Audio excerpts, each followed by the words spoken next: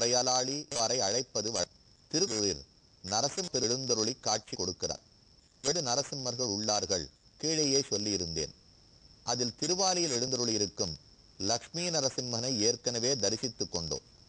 அடுத்தாற்போலே திருமங்கியாழ்வாருடைய பிறப்பிடமாய் அவதார ஸ்தலமான திருக்குறையலூரில் பெருமான் சேவை சாதிக்கிறான் உக்ர நரசிம்மனாக. உக்ர நரசிம்மன் ரொம்ப கோபத்தோடு இருக்கக்கூடிய நரசிம்மன். பிரகலாதனை கண்டாலே ஒழிய இந்த கோபம் தணியாது என்கிற வெறியோடு இருந்த எம்பெருமான் தன் அடியார்களிடத்தில் யார் அபச்சாரப்பட்டாலும் அவர்களை விட்டு வைக்காமல் ஒழித்து விடுகிறான் உக்ர நரசிம்மன். திருக்குறையலூரிலே திருமங்கியாழ்வார் அவதரித்தார். ஆலி நாட்டுக்கு அதிபதியாக, மங்கை நாட்டுக்கு வேந்தனாக இருந்தார். இந்த நரசிம்மனுடைய அருளாலேதான் ஆழ்வாரே ஆழ்வாராக மாற்றப்பட்டார். இவருக்கு இயற்பெயர் நீலன் என்பது.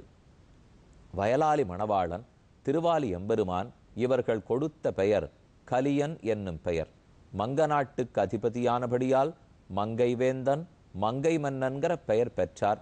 இந்த திருக்குலையூரு நரசிம்ம பெருமானை சேவித்து கொண்டு இங்குதானே திருமங்கியாழ்வார் அவதரித்தார் என் அந்த இடத்தை ஆசையோடு வணங்கி கொண்டு மேலே நரசிம்ம பெருமானுடைய சரித்திரம் என்னதென்னு பார்ப்போம்.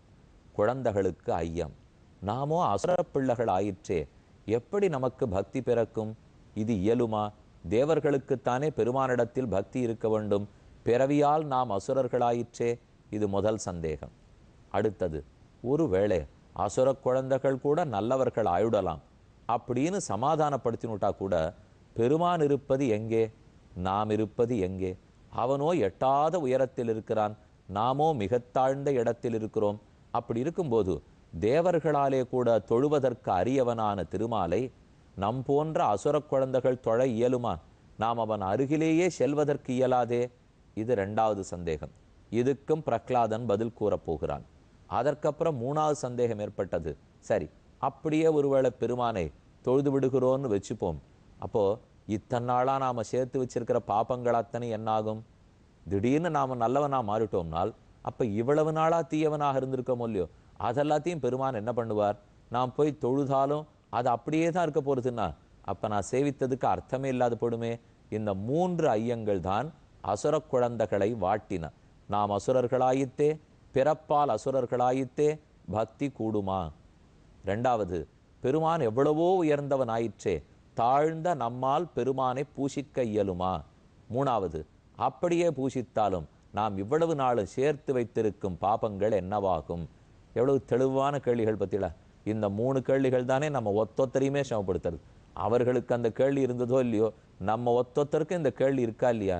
இந்த மூன்று கேள்விகளுக்கும் அழகாக விடை இருக்கிறான். கீழே நாம் பார்த்தது ஆத்மா எப்படிப்பட்டவன்னு பிரகலாதன் சொல்லிட்டார். அதெல்லாம் நாரதர் பண்ணின உபதேசம்.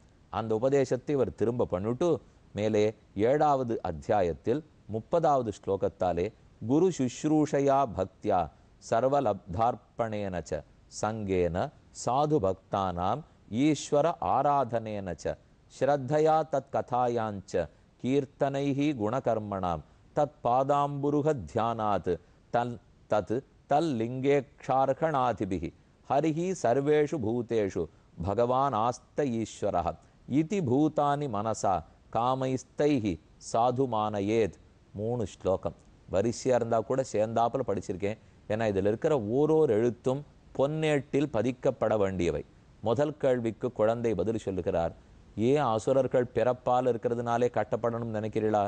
பிறவிக்கும் பக்திக்கும் தொடர்பு கிடையாது. நாம் எங்கும் பிறந்திருக்கலாம், எங்கும் வளர்ந்திருக்கலாம்.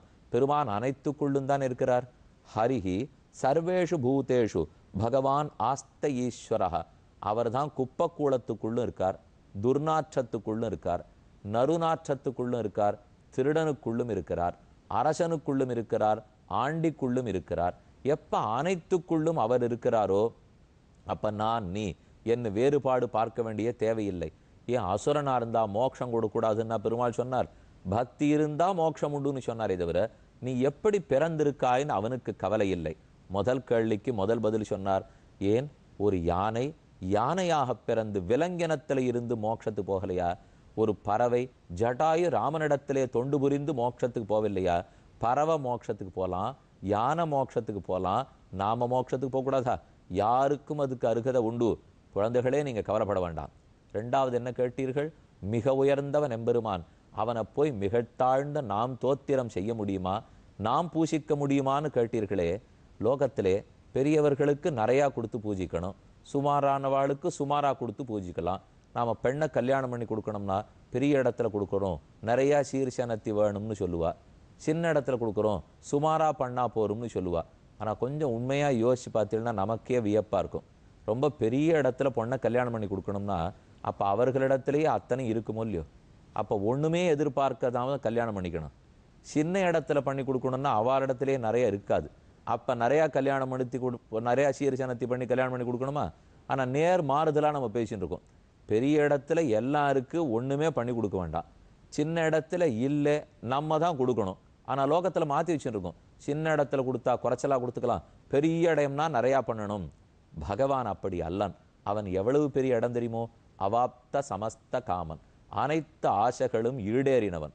இப்போ நாம் போய் பெருமாளுக்கு 12 முழம் புஷ்பம், 10,000 ரூபாய்க்கு புஷ்பம் சமர்ப்பிச்சாதான் வாங்கிப்பாளாம். போக மண்டபம் திருவேங்கடமுடையான் எத்தனையோ அவரிடத்தில் இருக்குது. ஏன் நம்பெருமாளுக்கு பூச்சாத்தி உற்சவம் நடக்கும். அன்னைக்கு நாம் 1/2 முழம் பூ கூட வாங்கிட்டு போகலாம், 1 முழம் புஷ்பம் கூட வாங்கிட்டு போகலாம். நேராக வாங்கி பெருமாளுக்கு சமர்ப்பிப்பா. இல்லையா அவர் 10,000 ரூபாய்க்கு ஓஹோன்னு புஷ்பமாலை கட்டின்னு போனா தான் வாங்கிப்பார். பெருமாள் சொல்கிறதே கிடையாதே. ஏனெனில் நீ கொடுக்குற 1/2 முழத்தாலையும் எனக்கு திருப்தி இல்லை, நீ கொடுக்குற 10,000தாலையும் எனக்கு திருப்தி இல்லை, நீ எனக்குன்னு மெனக்கட்டு வந்தியான்னு தான் திருப்தி. அப்போ பெருமான் எதில் மகிழ்ச்சி அடைகிறான் என்னால் 10,000 கொடுத்தமா 10 லட்சம் கொடுத்தமாங்கிறத பற்றி அல்ல. நான் எவ்வளவு ஏழை எளியவனாக கூட இருக்கட்டும், அவன் மிக உயர்ந்தவனாகவே இருக்கட்டும்.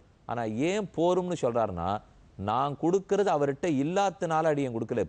இப்போ ஏதானு ஒன்று அவர்கிட்ட இல்லை, நான் கொடுத்து தான் அவர் அதனாலே இருக்கிறவரை போறாருன்னா அப்போ கிடைக்குமான்னு அவர் காத்துட்டு இருக்கணும். அவர் அப்படி இல்லையே, அனைத்தும் நிரம்பியவர். நான் கொடுக்கறதுக்காக அவருக்கு இப்போ நிறைவு ஏற்பட்டுட போகிறது இல்லை. பின்ன எதுக்கு நான் கொண்டு போய் கொடுக்கணும்? என் ஆசையை வெளிப்படுத்துவதற்காக கொடுக்கிறேன், அவ்வளவுதானே தவிர அவரிடத்துல இல்லைங்கிறதுக்காக நான் கொண்டு போய் கொடுத்துருக்கலையே. அப்படி பார்த்தா பிரம்மாவாலையும் கொடுக்க முடியாது, என்னாலையும் கொடுக்க முடியாது. அவனுக்கு இருக்கிற பெருமைக்கு யார் கொண்டு போய் கொடுத்து அவரை நிரப்பிட முடியும்? அவருக்கு அனைத்தும் இருக்கிறபடியால் நான் கொடுத்து திருப்தி அடைபவன் அல்லன். பின்ன எதுக்காக பண்ணணும்னு எதிர்பார்க்கிறார்? நம்ம வீட்டில் இருக்கோம், நமக்கு ஒரு 15 வயசு ஆகிடுத்து, பொண்ணாக இருக்கட்டும் பிள்ளையாக இருக்கட்டும், ஒன்றும் வேலையே செய்ய மாட்டேங்கிறியே அப்படின்னு அம்மா அப்படி சொல்லிகிட்டே இருப்பா. இதை செய்யக்கூடாதா அதை செய்யக்கூடாதா, எனக்கு தான் இப்போ முடியலையே, எல்லாத்தையும் நானே தான் பண்ணிட்டு இருக்கணுமா, என்னமோ அங்கேயே உட்காந்து புத்தகத்தையே படிச்சுட்டு இருக்கியே அப்படின்னு 2 விஷவு விழும். சரின்னு இந்த பொண்ணோ பிள்ளையோ உதவி பண்ணுவோம் அப்படிங்கிறதுக்காக போய் ஏதானு பாத்திரத்தில் எடுத்து தண்ணியை பிடிச்சி வச்சு இது பண்ணி அது பண்ணி ஏதானு ஆரம்பித்த உடனே நாமே காலங்கழிஞ்சு பிள்ளைய பொத்திருக்கோம் பொண்ணை பொத்திருக்கோம், அவள் தான் இருக்கட்டுமே சௌக்கியமாக இருந்துட்டு போகிறா, நம்ம கஷ்டம் நம்மோட இருந்துட்டு போகிறது, அடுத்த நிமிஷம் போரும் எல்லாம் நீ பண்ணது ஏதோ சொல்லணுங்கிறதுக்காக சொன்னேன், நீ போய் ரெஸ்ட் எடுத்துக்கோ போ நான் பண்ணிக்கிறேன் அப்படின்னு உடனே அந்த தயார் சொல்கிறாளோ இல்லையோ. ஆனால் முதல்ல கம்ப்ளைண்ட் மட்டும் வந்தது, நான் பண்ணாத உட்காந்துருக்கிறச்சே ஏன் பண்ணல பண்ணுறேன்னு எழுந்துவிட்டா போரும் என் குழந்தைக்கு என்ன வந்துருமோ. இதே தான் பெருமானுடைய நிலைமை. நாம் பண்ணுவோமான்னு எதிர்பார்ப்பனே தவிர பண்ணணும்னு மட்டும் நம்முடைய ஆவலை காமிச்சுன்னு முன்னாடி போய் நின்றுட்டோம். போருமே, நீ வந்ததே போரும், கையை கூப்பினதே போரும், விழுந்து நமஸ்கரித்ததே போதும். இந்த 40 வருஷ தொடர்பு இருக்கிற தாயாருக்கே இத்தனை அன்பு நம்மிடத்தில் இருக்கும் நாள் அனாதி காலமாக இவன் வருவானான்னு எதிர்பார்த்து கொண்டிருக்கிற பெருமானுக்கு இவனிடத்தில் எத்தனை அன்பு இருக்கும்? ஆழ்வார் சாதிக்கிறார், பரிவதில் ஈசனை பாடி விரிவது மேவலுருவீர் பிரிவகையின்னி நன்னீர் தூய் புரிவதுவும் புகை பூவே. நீ என்னவனா கொண்டு போய் கொடுக்கலாம், அதை பெருமான் ஏற்றுக்கொள்ளுகிறான். பத்திரம் புஷ்பம் பலம் தோயம் யோமே பக்தியா பிரயச்சதி ததகம் பக்தி உபகிருதம் அஸ்னாமி பிரயத்தாத்மனா. ஒரு வெறும் இலையை கொடுக்கலாம், பூவை கொடுக்கலாம், பழத்தை கொடுக்கலாம், ஒண்ணுமில்லையா கும்பம் நிறைய தீர்த்தத்தை எடுத்து காட்டி கண்ணனே எனக்கு வேற ஒன்றும் இல்லை, இதுதான் உங்ககிட்ட சமர்ப்பிக்கிறதுக்கு இருக்கு என்னும் சொல்லிவிட்டு போகலாம். கோவை வாயாள் பொருட்டு ஏற்றி நிறுத்தம் இருத்தாய் மதிலங்கை கோபவீய செலகுனித்தாய் கொலநல்யானை மறுப்புசித்தாய் பூவவியாம் நீர்தூவி போதால் வணங்கே நேலும் நின் பூவவியாம் மேனிக்கு பூசும் சாந்தி என் நெஞ்சமே. உன் திருமேனிக்கு எத்தனை லட்சம் புஷ்பம் கொடுத்தாலும் தகும், உன்னுடைய திரு இடைக்கு எப்பேற்பட்ட பட்டாடை சமர்ப்பித்தாலும் தகும். ஆனால் அதத்தனையும் என்னிடத்தில் இல்லை. என்னுடைய வாக்கையே என் பாசுரத்தையே வச்சுக்கோ, என்னுடைய நெஞ்சத்தையே வச்சுக்கோ, என்னுடைய கைகூப்பு செய்கையே வச்சுக்கோ, இதுதான் நம்ம இடத்துல இருக்கிறது என்று சொன்னாலும் பெருமான் திருப்தி அடைகிறான். ஆக குழந்தைகளே, நம்மகிட்ட ஒண்ணுமில்லையே, அவன் பெரியவனாச்சேன்னு நினைச்சு நீங்க கலங்க வேண்டிய அவசியமே இல்லை. அவன் ஸ்வாராதன், சுலபத்தில் ஆராதிக்கப்படுகிறான். அடுத்து 3வது கேள்வி பிறந்தது. அவளுக்கு அந்த சந்தேகம், இத்தனை நாளும் பாவங்களா சேர்த்து வச்சிருக்கோம், இப்ப திடீர்னு பெருமானிடத்துல போய் நாங்கள்லாம் பிறப்பால் அசுரர்கள், இருந்தாலும் உங்ககிட்ட வரணுங்கிறதுக்காக வந்துட்டோன்னு விழுந்துட்டாலும் இத்தனை நாளா பெருமாள்கிட்ட அபச்சாரப்பட்டிருக்குமே, அந்த பாவத்தை எல்லாம் எங்க கொண்டு போய் தொலைக்கன்னா அவன் அதை கருதுவதே கிடையாதே. எக்குத்தவாளர் எது பிறப்பு ஏதியல்வாக நின்னோர் அக்குத்தம் அப்பிறப்பு அவ்வியல்வே நம்மை ஆட்கொள்ளும். ரொம்ப ஆச்சரியமான போஷம். என்ன குற்றம் பண்ணியிருந்தாலும் சரி, எந்த பிறவி எடுத்திருந்தாலும் சரி, எந்த ஒழுக்கக்கேடு இருந்தாலும் சரி, அந்த ஒழுக்கக்கேடு தான் எனக்கு பிடிக்கிறது என்ன பெருமாள் சொல்றார். அவனிடத்துல திருவடி சேர்ந்தப்புறம் தப்பு பண்ணாது இருந்தா போறோம். அதைத்தான் அவர் எதிர்பார்க்கிறானே தவிர நேற்று எப்படி இருந்தோங்கிற கவலை அவருக்கு இல்லை. ஏன் ஒரு தாய் தந்தையரே மறுபடியும் உதாரணமா எடுத்துப்போம். ஒரு பிள்ளை ஏதோ வெறுத்து போய் கோவிச்சுன்னு வீட்டை விட்டு போயிட்டார். 10 வருஷம் கழிச்சு சுத்தி அடிச்சுட்டு பண்ணதெல்லாம் தப்புன்னு திரும்பி வந்துட்டான். அவன் வாசல்ல நின்று நிழலாடினா போறோம். பண்ண அத்தனை தப்பையும் மறந்து அந்த தாயாருக்கு முதல்ல என்ன வரும் தெரியுமோ, அனுப்பரிச்சே கொஞ்சம் பூசினாப்பில் இருந்தானே, இப்ப ஒழுங்கா சோறு இல்லை போல் இருக்கு, இழைச்சு திரும்பி வந்திருக்கானே. இதுதானே இந்த தாய் தந்தையருக்கு முதல்ல தோணும். அவன் இத்தனை நாளும் தன்னை வெறுத்து போனான்னு அவன் நினைக்கிறதே இல்லை. ஐயோ இன்னைக்கான ஏதான சாப்பாடு போடுவோமா என்னவள் நினைக்கிறாளோ இல்லையோ, அதை போலத்தான் பெருமானும். நீ செய்த பழைய குற்றங்கள் அனைத்தும் மன்னிக்கப்படுகின்றன. சர்வதர்மானு பரித்யஜ்ய மாமேகம் சரணம் பிரஜ அகம் துவா சர்வ பாபேபியோ மோக்ஷயிஷ்யாமி மாசுச்சா. உன்னுடைய ஒரு குற்றம் மிச்சமில்லாமல் தொலைக்கிறேன் என்று எம்பெருமான் உறுதியளிக்கிறான். ஆதலால் குழந்தைகளே, உங்க சந்தேகம்லாம் தீர்ந்துபடுத்தா. இனிமே பெருமான பற்றதில் ஒன்றும் சந்தேகம் இல்லையே. வாங்கோ, நானும் சொன்னேன் நமரு முறைமின் நமோ நாராயணமே. நாராயணனின் பெயரைச் சொல்லுவோம், நரசிங்கனின் பெயரைச் சொல்லுவோம், வாருங்கள். எவ்வளவு ஆச்சரியமான கட்டம் பார்த்தீங்களா. இது ஒன்னொன்னையும் திரும்ப திரும்ப நாம நினைத்து பார்க்க வேண்டும். எத்தனை நாள் நினைத்தாலும் தகும், எத்தனை நாள் நினைத்தாலும் அப்பொழுதைக்கு அப்பொழுது ஆனந்தத்தை கொடுக்கும். ஸ்ரீ விஷ்ணு சஹஸ்ர